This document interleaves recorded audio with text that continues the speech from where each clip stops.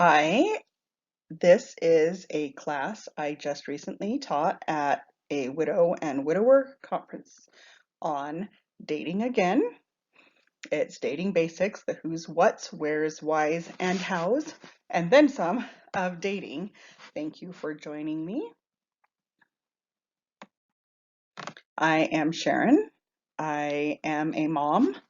I am a widow of 12 years and I am a certified life coach and I focus mostly on dating, and you can find me at www.lovingagaincoach.com. I'm a dating coach not because I was a good dater, but because I was a bad dater and I had to figure out why. So over the course of the last 8 or 9 years, I have started researching dating and why I made bad choices in men or why I stayed in relationships too long. And it's been really, really eye-opening. And this is what I'm sharing.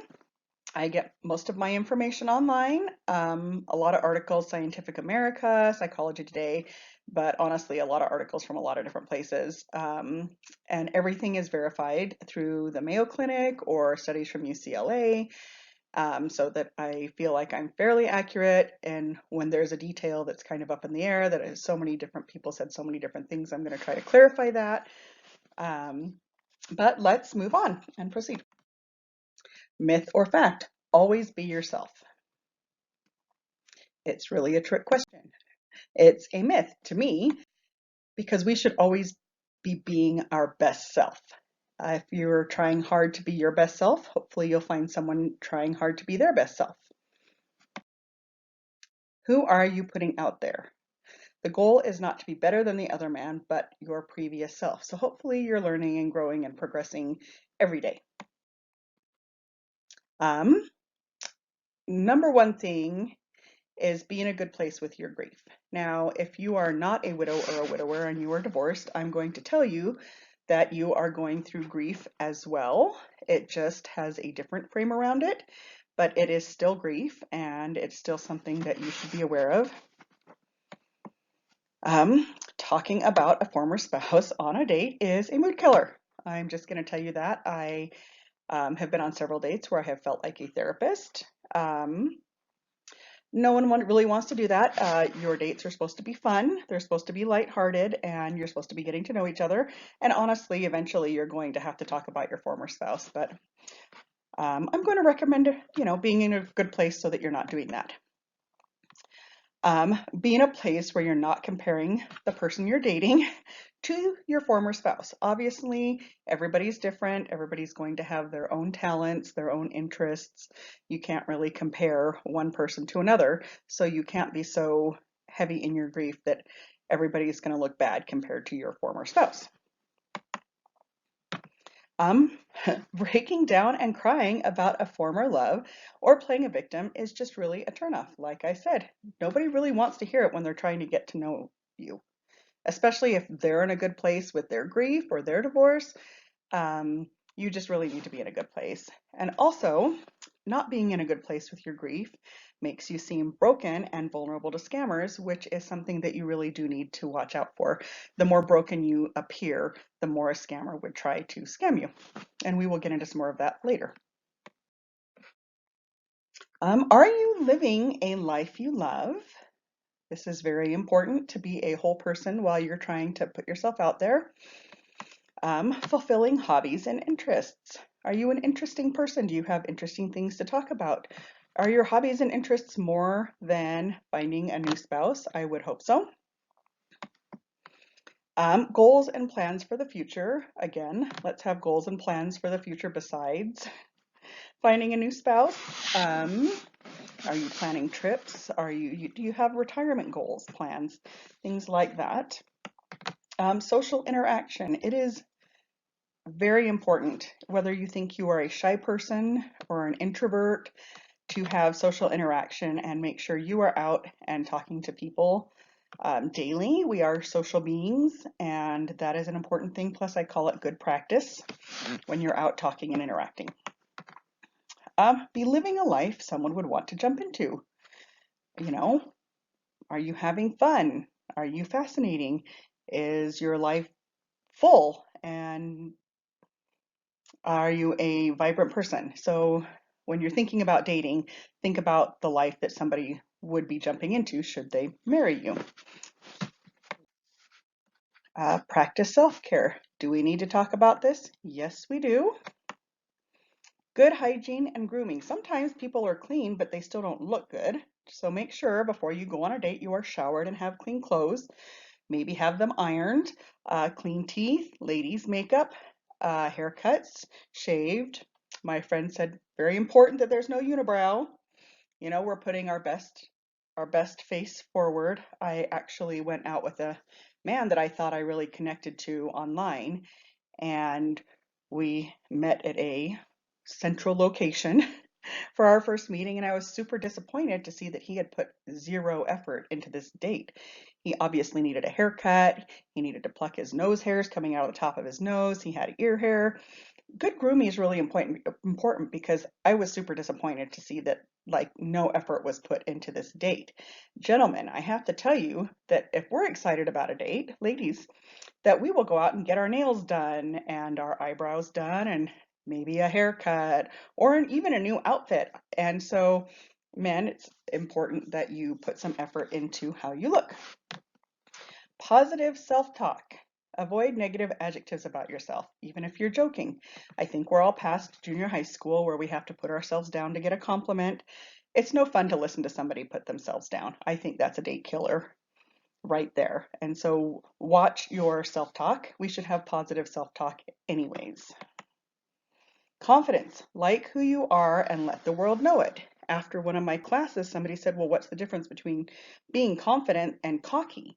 Well, confidence, you can like who you are and just simply like who you are and think you're valuable. Cocky is when you do all that and tell people about it. So be a confident person because confidence is sexy. What is your dating plan? You don't want to put yourself out there with no strategy. Decide what you are looking for. Are you just looking for friends to start out with? Are you looking for, to date several people? Maybe a little practice. Maybe you want to date several people to see really what personality types you like and, you know, just compare a different variety of people. Are you looking to date exclusively? Are you in that place in your life where you're trying to get a little more serious about it? Or even are you looking to marry? So when you are looking to date exclusively or looking to marry, this is when we don't put up with flaky people. We don't put up with people who cancel, that are non-committal. We kind of push those aside and move on to the next person. Now, there are some lovely people out there who are a little flaky and a little non-committal. If you're looking for friends and looking to date several people, those aren't bad people to hang out with, but you need to remember that if you're looking to date exclusively or looking to marry, not to waste your time. Okay, map out your plan like you are setting a goal. So there's social groups in your area. Say I'm going to go to one social group a week, or you're going to go dancing. You're going to, put yourself on an online dating site and you're going to check that twice a day. Map out your plan like you are setting a goal. If you are serious about your goal, you go for it. Setting boundaries. Boundaries are our limits. That's our rules. And so when you set out to set boundaries, you need to let people know pretty much what they are. So some examples of boundaries, maybe how many people you'll date at a time. I won't date more than 2 men at a time. So if the third one approaches, well, that's beyond my boundaries and because I'm already dating 2 people. Your curfew, uh, time the affection starts, or even what the affection means, how far you will take the affection, when a date can meet your kids, etc. But these are your rules, and everybody has different rules. One of mine is I don't give boyfriend privileges to somebody who's not my boyfriend, and I have determined what boyfriend privileges are. Sticking to healthy boundaries shows good self-esteem. You teach people how to treat you. You do not ever have to put up with bad behavior. So that's your boundary. If you have a misunderstanding, it's one thing, but if someone's just being completely rude or, has some form of bad behavior, it's okay to let them go. That's your boundary, which I hope it is. Boundaries are a good way to see how much someone really cares for you. If someone respects you, they will honor your boundary. So when my kids were growing up, they're all adults now, but they had a curfew of midnight. So they told me I must have a curfew of midnight, which is fine. Not a lot of good things happen after midnight. So I had a man who would bring me home by 11:55 every time we went out. And that showed me that he respected my boundaries, even though he thought it was stupid sometimes and we should be able to see a late movie and stay out till 1. He was really, really good about the boundaries, and I appreciated that. Boundaries are only boundaries if you stick to them. Otherwise, they're only words. And so you need to remember that people will try to push your boundaries, but you are the one in charge and you can say no. So boundaries are only boundaries if you stick to them. Where do you find people to date? The big question. People will ask me that very often. Dancing, social things, um, parties, if you have single friends, hiking groups, barbecues, hobbies, things that you like doing. Say you really love tennis. Wouldn't it be awesome to find another single person who loves tennis? So you can be on your lookout when you're doing your hobbies. Networking. Have you told friends, family members, coworkers, board members, have you told these people that you are now in the dating pool and that you would like to be set up? Keep your eye out for somebody awesome. And online dating sites. Online dating sites are great. Got to be careful. We're going to go into that in a little bit, but it's a good way to meet people. Okay, whys. The why do I have all these feelings? I think I got this picture from Psychology Today. This is your brain on love, according to them. Obviously, it does not look like that, but it does look very complicated. So we're going to go into part of the science of why you have all these feelings. Now, people have asked me, well, when I met my first spouse, it was easy. We kind of just connected, we dated, we laughed, we had fun, and it just worked, and we got married. Well, it's a little different now because as you married your first spouse, you grew up together. You kind of adopted the same ideas, the same values, um, a lot of times the same hobbies. You grew up together. Well, now that we're a little older and divorced or widowed, we're dealing with people who grew up with somebody else. So it's a different ball game, and we're trying to mesh together me who grew up with somebody and somebody else who grew up with somebody. So it does get a little complicated, but maybe this will be helpful.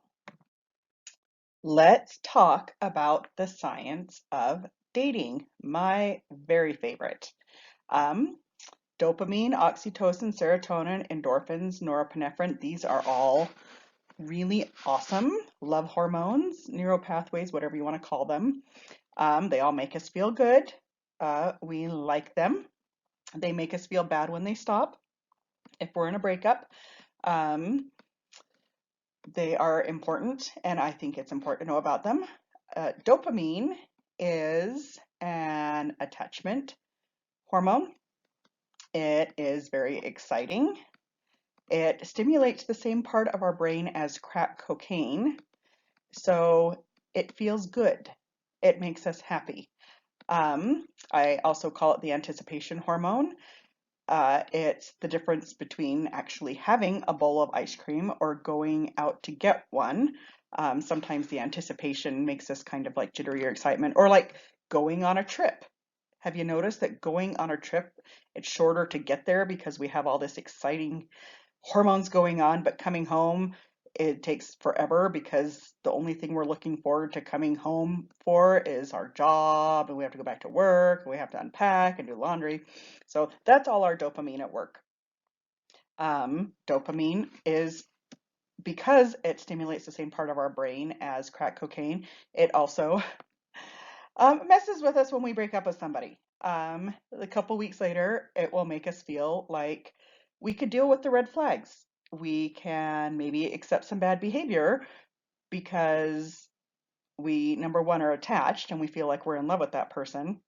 But what's really happening is it stimulated that part of the brain that like crack cocaine would, and it's almost like it's simulating an addiction. And so this is why breakups are hard, and this is why it's really hard to stay broken up. But just be aware of that. Oxytocin is our attachment hormone. It has been called the kissing hormone, the hug hormone, the sex hormone, the love hormone. Oxytocin makes us feel very attached. Interesting fact, women flood 3 times more than men with oxytocin. So this is why my guy friends will ask me, how come when I kiss a lady, she thinks we're getting married? Because he's thinking, wow, that was a great kiss. And she's thinking, wow, I'm in love. She's very attached. Okay, serotonin keeps us from being depressed. Not enough serotonin and we're depressed. And actually too much will give us anxiety. But serotonin and endorphins and norepinephrine is what gives us that rush and that swell of really happy feelings when we feel like we're in love. They're what's flooding. Endorphins, of course, we know they make us feel good. Like when we exercise, they give us the same feelings when we are in love or we feel like we're in love. And norepinephrine actually stimulates adrenaline, which we know is good. And they actually make a pill at norepinephrine for people with low blood pressure. It is an upper. It is a very, very happy hormone. So understanding these is important in the science of dating. Okay, do we know the difference between attraction, attachment, infatuation, and love? This is fascinating. When you are in attraction, it feels like you're in love. This is our physical chemistry. You find somebody visually pleasing and you have a pheromonal response. You're attracted to them. Now, pheromones don't get the recognition they need. The pheromonal response can be very, very powerful. Everybody's like, oh, pheromones are when you like somebody's smell. It's a little more than that. It's when that smell goes back and tickles your hypothalamus deep in your brain. It's your hypothalamus is responsible for some really powerful things. It's responsible for your reaction to stress, your reaction to hunger and thirst. So it's really a powerful thing. So you can't discount your pheromonal response, but it's very exciting and it really does feel like love. But a lot of times, if you don't know somebody and you feel like you're in love with them already, a lot of times you're just maybe in attraction with them. Attachment. A lot of times when you're kissing somebody or when you've invested a lot of time in somebody, you get very attached. This is our oxytocin and dopamine response. Um, it's very strong as well, but it doesn't mean a whole lot. If you dated someone who wasn't great, who was kind of flaky and never really was invested, and you dated them for a long amount of time, you're going to feel very attached to them, which does feel like you're in love. And it's like, well, I put up with, so and so's bad behavior because I was in love with them, when quite possibly or most likely you were in attachment with them. And so if you can keep that in mind, of course, maybe that would make a breakup easier. Infatuation. So if you are divorced, if you are widowed, I'm going to say that we need to be really careful of this because the basic causes, as you can see to your right, the need for excitement, the need for attention, and loneliness. So I don't know very many people. I mean, I have a really good relationship with my girlfriends and with my children, but yes, I can say I'm lonely. I am not paired off right now, and I'm lonely. So something to be aware of. It's feelings of excitement, attraction, and attachment. It's all your serotonin and norepinephrine, so you will actually feel a physical response to infatuation. Makes you feel as though you were in love, but it usually dies off in 4 to 5 months. Now, some articles I've read say 6 to 8 months, but for a general rule, I tell everybody you date somebody longer than 4 to 5 months. Make sure you're through the infatuation period before you even consider a commitment. Very important. I mean, an infatuation will kind of die off. All of a sudden, he has smelly feet. I can't handle the loud way she chews. All of a sudden little things will be buggy and it will end very quickly. So love is love. This is a very big combination of a lot of things. It is attraction, it is attachment, but it's also admiration. I dated a guy who thought everything I did was cute and perfect, and he really did. He admired the things I did. It's respect. If someone says they're in love with you, but they are being really disrespectful, a lot of times it is not real love. Someone who is a jerk to you can't really claim that they're in love with you, especially if they're not showing you admiration and respect, support, and the amount of effort that they are actually putting into the relationship. Are they putting equal effort in? Are they putting more? Are you trying to outdo each other in the effort department? Those would be qualities that you are actually in love. So how do I put all this together? I came up with Sharon's big C's of relationships. So sometimes this makes me very unpopular. A lot of people like it, but it makes me unpopular. Um, we're going to do the first C is chemistry. That's our initial attraction. Courtship, spending time together, of course, that's the next step. The next step I put is connection, because we are dealing with two separate people who grew up with separate people. This is kind of the meat that holds the relationship together. When you look at little old people, have you noticed they're either completely in love or they're really crabby and cranky to each other? The crabby and cranky ones never found the good meat, the good glue that held them together. So you need to have things in common: religion, hobbies, life goals, views on raising kids, grandkids, whatever it is, you need something. So once again, if you like tennis, wouldn't it be cool if you had a tennis club to look forward to together? Pickleball, rock climbing, whatever your thing is, make sure that there is a thing. Make sure there is enough glue to hold the relationship together before we go on to contact, which I said is kissing. It's whatever affection that you want it to be. But I recommend the connection before kissing. Conflict resolution and communication. How well do you work through problems, and can you handle the way the other person does work through the problems? Why is this at number 5? Because a lot of times when you're going through 1 through 4, you're so happy you don't even think that number 5 is going to happen. So it's really, really important that you do some kind of conflict resolution. I ask people, have you had a big fight yet? You don't need a big fight. You just need to make sure you can resolve conflicts, or you can work through things together in a way that both of you like. If one of you is yelling and screaming and slamming doors and the other one's not, it's like, make sure you can handle how the other person reacts to things. And I say do all this before you go into the last C, which is commitment. Identifying red flags. This is important. I have them sectioned off into different categories. General red flags, we all know we don't want to put up with lying or cheating, someone's disrespectful, laziness, not compatible, but you think no one else is coming along. You need to watch that. No job or a plan for the future, or you find yourself always complaining. Really? When I hear people complain about their boyfriend, I think you or girlfriend, you don't have to hang out with that person. You don't have to date them. Listen to yourself. If you're always complaining, especially about the same things, this is a red flag and something you need to be aware of.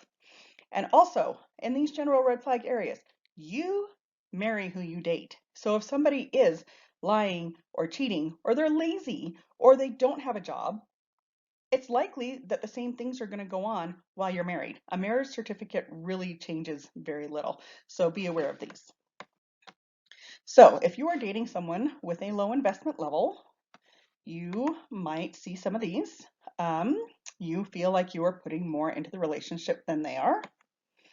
You feel like the backup plan, or just not the plan. It's like, hey babe, I'm gonna go do a game this weekend with my buddies, and then I have a family thing. I'll catch you next weekend. You don't want to be the backup plan. Frequent canceling. Little to no communication throughout the day. Nobody is that busy. I always say, do you sit on the toilet? You can return a text. If somebody's a priority, you can return a text. Or the whole not texting for 3 days, you're in a relationship with a low investment level. Won't introduce you to friends and family. They are just not invested enough. They treat you like a dying plant. I literally kill plants, or I'll look at them. I don't water them until they're droopy. I just don't pay that much attention to my plants, and so I made this analogy. If you feel like you're only getting watered when you're drooping, you're probably dating someone who's just really not invested. Okay, the narcissist and the sociopath. So these are words commonly used to refer to people that we do not like anymore, somebody who's hurt us. This is not gender specific. There are plenty of women narcissistic sociopaths or narcissist or sociopaths as men. Women just use it a lot. I just dated a narcissistic sociopath. He was doubly bad. So, probably not the case. There are actually very few narcissists and sociopaths out there. I'm going to tell you there are a lot of injured people out there, and some of them have a hard time behaving, whether they're angry or whatever the case is, and they might show one or two of these red flags, bad behaviors, but it does not necessarily make them a narcissist or a sociopath. Narcissists and sociopaths don't have feelings like the rest of us. Something has happened to them that has made their feelings most likely shut off. It's too difficult to feel real normal feelings, so they have somehow shut them off. And that's about the easiest way I have to explain it. Something has happened in their childhood. So the narcissist is actually the man yelling at the waiter in the restaurant, where a sociopath is a much calmer, mellower. They're more manipulative. They will collect information and then use that information against you. So people like to know the difference. That would be the difference. But there are some red flags, and really, they're red flags for everybody, not necessarily the narcissist or the sociopath. They will try to rush into a relationship. Why would they do that? Because they don't want you to see who they really are. They can be extremely charming and wonderful, and they don't want you to see their bad side. They will seclude you from family and friends. This is because if you haven't seen them for who they really are, your family and friends might. They will be super charming one minute and then mean the next. Will turn things around so it appears to be your fault. Heaven forbid they're ever wrong. They don't like to take responsibility for things, so they just turn it around so it's you. Will try to knock you down a few notches if you are succeeding. They do not want you to be anywhere close to above them, so they will knock down your accomplishments. Oh, that's great, but I did this better, or I think you could have done this better. So they will try to knock you down. They will manipulate you to stretch your boundaries. If they don't like your boundaries, if they're not their boundaries, they will try to get you to stretch yours. It's all about control. You don't have to stretch your boundaries for anybody. They'll give you a really good apology, but their behavior doesn't change. Now, sometimes it changes for a minute or two, but their behavior won't change. They will make you question yourself, or just not like yourself. You can wake up in the morning a very normal and sane person, and by the time you go to bed after you've seen them, you really are questioning yourself. Am I crazy? Like, what just happened? Or have you ever been around somebody and you just don't like yourself? You don't like who you become when you're around them. Big red flag.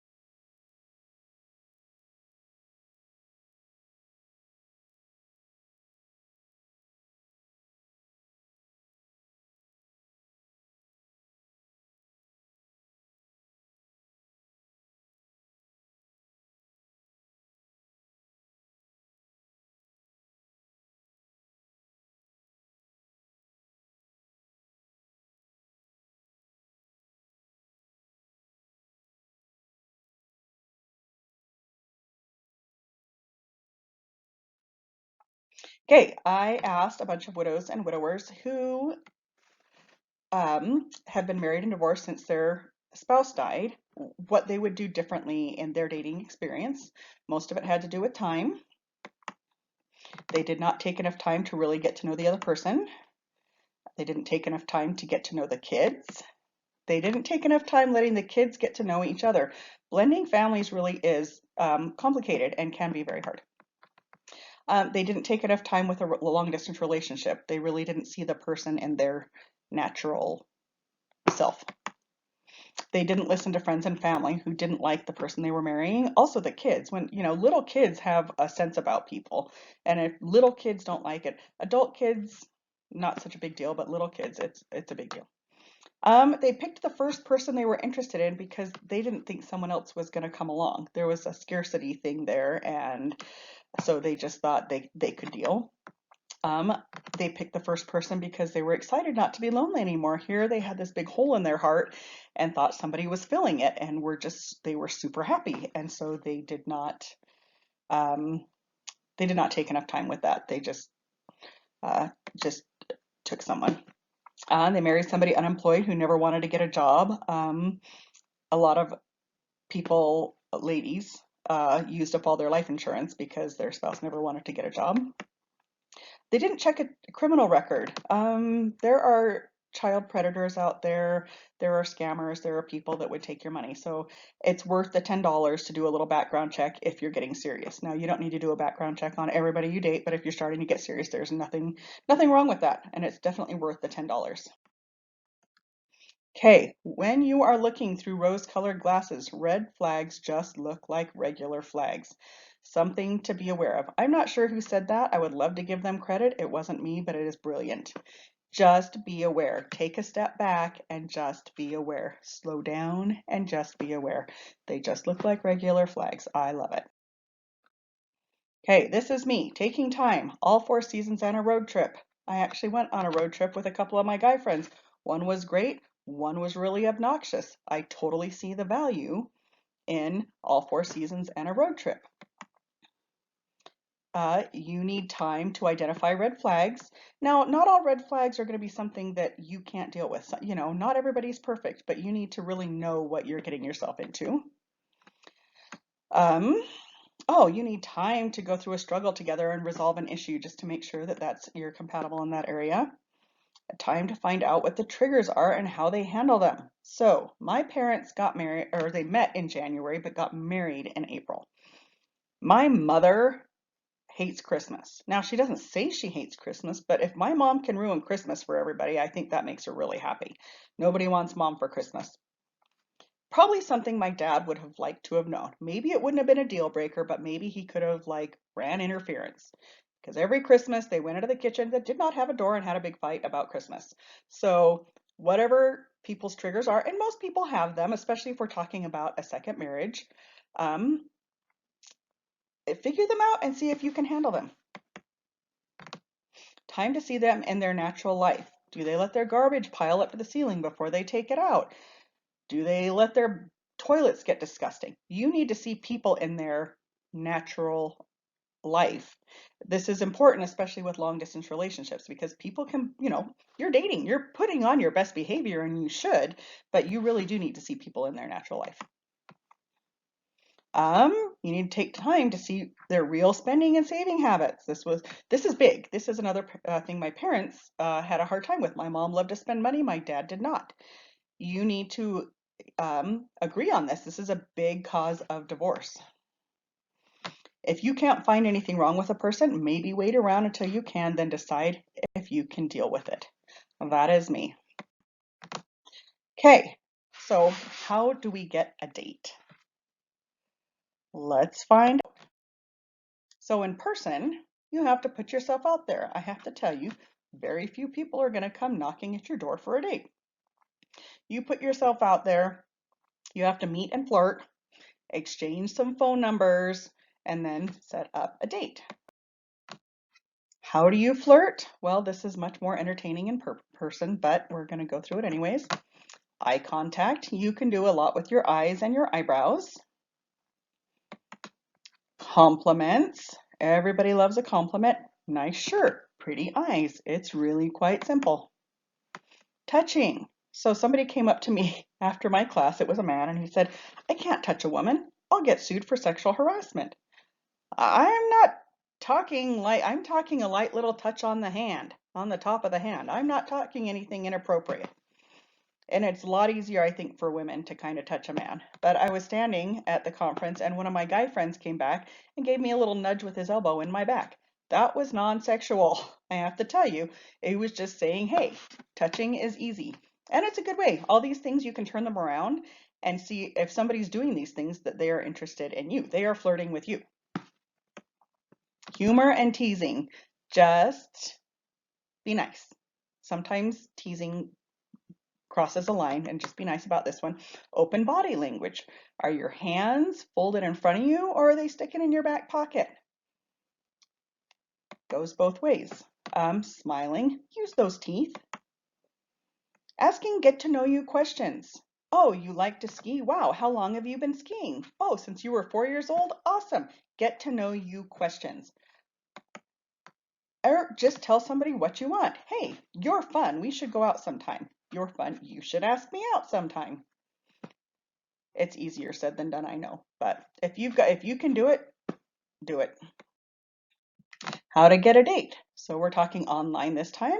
You set up a profile, you chat, you talk on the phone probably, and then set up a date. Now, I wouldn't go from chat to date. I would actually talk on the phone and have a conversation to see if that's easy or hard, but it's up to everyone. Okay, first of all, we're going to talk about online dating and practicing safety. Never give out personal information, social security numbers, banking information, monthly income, etc. That is not something you need to do on an online chat or something you ever need to do until you know somebody quite a while. Never loan anybody money or transfer money to someone else. If someone wants to transfer money into your bank account to keep it safe, quote unquote, do not give out your banking information even if they are giving you money. Okay, because most likely they're going to have you transfer it somewhere else, and that is money laundering, and that's a felony. Always meet up at a central location around other people and let somebody know where you are. This is safe. You don't know this person on the other line, and even if they're super charming and super nice and you feel like you trust them, do this for a while until you know that you really can trust them. I don't give out my last name for several dates. There's no need. And do not post pictures of your children, especially if they're little. There are a lot of pedophiles out there, and a lot of people look for women with children for that reason. Okay, let's talk about creating an online profile and describing yourself. Maybe let's talk about some don'ts first. Don't state the obvious. I love to laugh. Well, of course you do. You love to have fun. Maybe say, let's have some fun, but you don't need to tell anybody you love to have fun, obviously. Or, please be careful, I've been hurt by love. Well, first of all, this is a negative statement, and I'm going to say just don't be negative. And second of all, if you're widowed or divorced, if you're single at this point in your life, of course you've been hurt by love. Like, let's just not state the obvious. No false advertising. My friend came up with this. This is people who put a different person online than who they are in person. Old pictures or filtered pictures. Just don't do it. It's really disappointing to meet someone who does not look like their pictures. False hobbies and interests. This would be me saying that I like camping. I do not like camping. I'm not going to put that on my profile to attract a man who would take me camping because I don't want to go camping. I don't want to go play in the dirt. On the flip side, like if a man said he likes chick flicks. Okay, maybe if you're a man and you tolerate chick flicks, you could put that you tolerate a chick flick every once in a while, but don't just say that to make women think that you're something you're not. Exaggerating your employment status. Do not say you're a general contractor if you are a handyman. I dated him. I did not like that. I thought that was misinformation and I was kind of upset about it. Do not exaggerate your age, weight, or height. You eventually are going to meet somebody in person. You don't need to exaggerate those. Just be honest. It's just best. Okay, this is a very common looking profile. If you've been online, you've probably seen a million of these. I am fun-loving, smart, energetic, loyal, adventurous, and I'm always game to learn new things. I love a long walk in the park or a car ride up the canyon. Well, isn't this person lovely? Except that I just described my dog. So let's talk a little bit about maybe how to be a little more creative.